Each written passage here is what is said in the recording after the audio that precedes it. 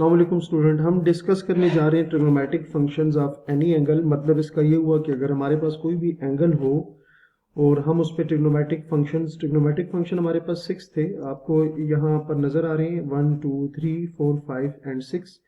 तो इन 6 में से कोई भी अगर ट्रिग्नोमेट्रिक फंक्शन किसी एंगल पर अप्लाई किया जाए तो उसकी क्या वैल्यू आएगी, ये हमारा बेसिकली टारगेट है जो कि हम फाइंड करने जा रहे हैं। ठीक है, अच्छा उसके लिए हम क्या करेंगे, एक राइट एंगल ट्रायंगल लेंगे।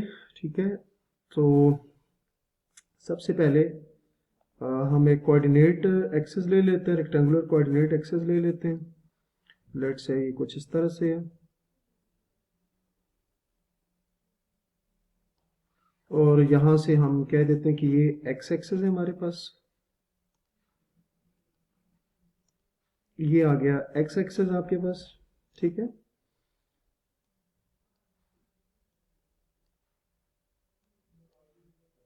अब इस पर एक हम एंगल बना लेते हैं। ठीक है, सपोज कर लेते हैं कि हमारे पास एक एंगल है थीटा कंसिडर, बल्कि चलें एक ट्रायंगल बना लेते हैं। सबसे पहले एक एंगल बना लेते हैं। लेट्स से मैं यहाँ एंगल ड्रॉ करता हूँ, यहाँ से कोई एंगल ड्रॉ कर लेते हैं।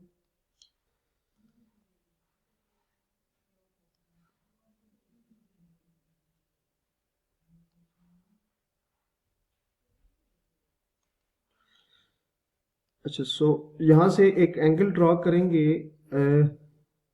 इस तरह से, और इसको मैं नाम दे देता हूँ स्टूडेंट। यहाँ पे सपोज कर देते हैं कि ये मेरे पास, ये जो है ये मेरे पास P हो गया। ठीक है, अच्छा ये अगर आप देखें तो ये जो एंगल बन रहा है यहाँ पे, हम इसको कंसिडर करते हैं कि ये एंगल जो है यहाँ पे ये थीटा एंगल है, ये आपके पास आ गया थीटा एंगल। अच्छा, ये इस एंगल का जो है ये इनिशियल साइड है इसकी, और ये जो है इसकी टर्मिनल साइड है। ठीक है, अच्छा अब ये यहाँ पर ये जो पॉइंट है ना, हम इसको कंसिडर कर लेते हैं कि ये जो पॉइंट है ये एक्स और वाई, क्योंकि कोई भी पॉइंट जो होता है वो इस तरह से कोऑर्डिनेट ऑर्डर पेयर में होता है, तो ये हम लेट कर लेते हैं कि एक्स और वाई को पॉइंट लिखा हुआ है। अच्छा, अब यहाँ से एक परपेंडिकुलर भी ड्रॉ कर लेते हैं यहाँ पे। ठीक है, परपेंडिकुलर यहाँ इस पॉइंट पे ड्रॉ कर दिया जाए अगर, और परपेंडिकुलर आपको पता है कि परपेंडिकुलर बेसिकली क्या होता है, एक ऐसी लाइन होती है जो दूसरी लाइन पर 90 का एंगल बनाती है। तो अगर मैंने इसको कहा कि ये एक परपेंडिकुलर, तो यहाँ पर ये जो एंगल होगा ये 90 का एंगल होगा। सो ये आपके पास आ गया 90, और इसको मैं यहाँ पर ये जो पॉइंट है इसको मैंने एम से रिप्रेजेंट कर लिया। ठीक हो गया। सो अगर आप देखें ना तो ये आपके पास एक क्या बन गया, एक राइट एंगल ट्रायंगल बन गया। और राइट एंगल ट्रायंगल में हमारे पास ये जो एंगल है इसको मैं कह देता हूँ एक्स ओ, ये आप इसको ओ मान लें क्योंकि ओरिजिन है। तो एक्स ओ पी जो एंगल है हम यहाँ लिख देते हैं कि एंगल एक्स ओ पी जो है उसको हमने कंसिडर कर लिया थीटा रेडियन। ये हम सपोज कर लेते हैं कि थीटा रेडियन, और ये जो एंगल है ये स्टैंडर्ड पोजीशन में। उसकी रीजन क्या है कि इसकी जो इनिशियल साइड है वो positive direction of x axis में है, और इसके जो वर्टेक्स है वो ओरिजिन पे आ रहे हैं। तो जो थीटा है रेडियन वो किस में आ गया, in standard position, in standard position. ठीक हो गया। अच्छा, ये स्टैंडर्ड पोजीशन में आने के बाद हमने यहाँ पर एक पॉइंट लेट कर लिया P, लेट P एक्स और वाई, ये हमने कोई भी जो है एक पॉइंट लेट कर लिया। अच्छा, अब यहाँ से आपने क्या करना है, अच्छा चूंकि ये पॉइंट जो है ये आपके पास P है, तो इसका मतलब ये है कि ये जो डिस्टेंस होगा ये आपके पास x डिस्टेंस होगा, और ये जो डिस्टेंस होगा ये आपके पास y होगा। ठीक है, पॉइंट बेसिकली क्या होता है कि उसका x एक्सेस से कितना डिस्टेंस है और y एक्सेस से कितना डिस्टेंस है। ये अगर आप इसको देखें ना, ये पॉइंट है, तो अगर मैं यहाँ से देखूँ ना तो इसका जो डिस्टेंस है ये y एक्सेस है। ये देखें y एक्सेस से इसका जो डिस्टेंस है उसको मैंने कहा y है, और इस पॉइंट का जो x एक्सेस से डिस्टेंस है उसको मैंने क्या कहा, x है। ठीक है, तो ये x हो गया, ये y हो गया। ठीक हो गया। अच्छा, अब अगर ये राइट एंगल ट्रायंगल है, अगर ये राइट एंगल ट्रायंगल है तो हम क्या कर सकते हैं, इस पर पाइथागोरस थ्योरम अप्लाई करके यहाँ पर इसका जो हाइपोटेन्यूज है वो फाइंड कर सकते हैं। तो मैं यहाँ सपोज कर लेता हूँ कि इसका जो हाइपोटेन्यूज है वो r है, वो क्या है, r है।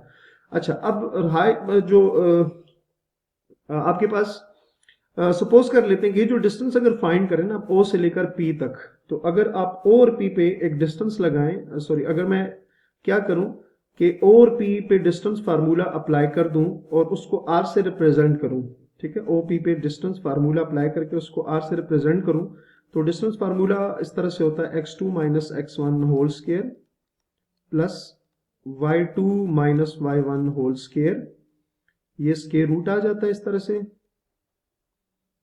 अच्छा, अब इसको सिंप्लीफाई करना है तो आपके पास r क्या आ जाएगा, आप लिख सकते हैं कि जो r होगा, अब देखें x2 माइनस x1 OP, तो x2 माइनस x1 ओरिजिन आपको पता है 0 0 होता है, तो x2 माइनस x1 मतलब x minus 0 whole square plus y2, ठीक है। अब अच्छा, O के जो कोऑर्डिनेट्स होंगे वो x1 और y1 होंगे और ये जो होंगे x2 y2 होंगे, तो OP y2 माइनस y1 मतलब y minus 0 whole square, square root आ जाएगा।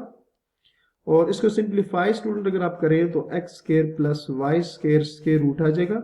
सो आपके पास ये जो r डिस्टेंस था ना, वो आपके पास किसकी इक्वल आ गया, x square plus y square आ गया, ठीक है। ये हमने डिस्टेंस फार्मूला, वरना आप इसको पाइथागोरस थ्योरम अप्लाई करके भी ये चीज फाइंड कर सकते हैं। अच्छा, तो अब आपके पास क्या हो गया, राइट एंगल ट्रायंगल की 3 साइड्स आ गई हैं, थीटा कोई भी एंगल है, जो आपके पास बेस होगा ये एडजेसेंट साइड है वो x है, उसके अलावा आपके पास जो परपेंडिकुलर साइड या ऑपोजिट साइड है वो y है, और अगेन आपके पास जो हाइपोटेन्यूज है वो क्या आ रहा है, r की इक्वल, और r किसकी इक्वल आ रहा है, x square plus y square, ठीक है, और स्क्वायर रूट, सही है। अच्छा जी, अब मजीद इसको एक्सपेंड करें तो हमने पीछे लिखा था साइन थीटा इक्वल आ रहा था, किसके इक्वल आ रहा था, sine theta. Sine theta student यहां से अगर आप देखें, साइन थीटा इक्वल आ रहा था ऑपोजिट ओवर हाइपोटेन्यूज, किसकी इक्वल आ रहा था, ऑपोजिट ओवर हाइपोटेन्यूज। तो आपने यहां लिख देना है कि साइन थीटा किसकी इक्वल आ रहा था, opposite over hypotenuse, opposite over hypotenuse. अच्छा, अब इस साइड पे आ जाए, इस ट्राइंगल पे आ जाए, यहां आपके पास देखें ऑपोजिट और हाइपोटेन्यूज, ऑपोजिट क्या आ रहा है, y है, और हाइपोटेन्यूज क्या है, r है, ठीक है। तो साइन थीटा क्या बनेगा, y बाय r बनेगा। सो यहां से अगर आप वैल्यूज पुट करें तो आपके पास क्या आ जाएगा, sine theta is equals to y by r बन जाएगा। तो ये आपके पास पहली जो एंगल का जो ट्रिग्नोमेट्रिक फंक्शन आपने अप्लाई किया था उसका पहला आंसर आ गया, ठीक हो गया। अच्छा जी, अब उसी तरह से अगर आप कॉस फाइंड करें तो कॉस आपको पता है कॉस किसकी इक्वल आ रहा था, कॉस अगर आपको देखें तो कॉस आ रहा था adjacent over hypotenuse, adjacent over hypotenuse. तो कॉस थीटा किसकी इक्वल आएगा, एडजेसेंट ओवर हाइपोटेन्यूज। अच्छा जी, अब एडजेसेंट की वैल्यू क्या है, एडजेसेंट इधर x और हाइपोटेन्यूज r है, तो ये क्या आ जाएगा, x by r, x by r आ जाएगा। सो यहां से जो वैल्यू आएगी ना कॉस थीटा की, वो आपके पास आ जाएगी x बाय r, तो ये भी आपने फाइंड कर लिया। अच्छा जी, अब नेक्स्ट आ जाएंगे हम टेन थीटा पे, और टेन थीटा हमारे पास इक्वल आता है opposite over adjacent, opposite over adjacent, tan theta आ जाएगा ऑपोजिट ओवर एडजेसेंट, ऑपोजिट की वैल्यू आ रही थी y और एडजेसेंट की वैल्यू आ रही थी x, सो ये आपके पास क्या आ जाएगा, y बाय x। सो बाकी जो वैल्यूज हैं वो भी हम इसी तरह से फाइंड करेंगे, लेकिन उसको हम अगली वीडियो में देखेंगे। सो तब तक के लिए अपना बहुत सारा ख्याल रखिएगा, अल्लाह हाफिज।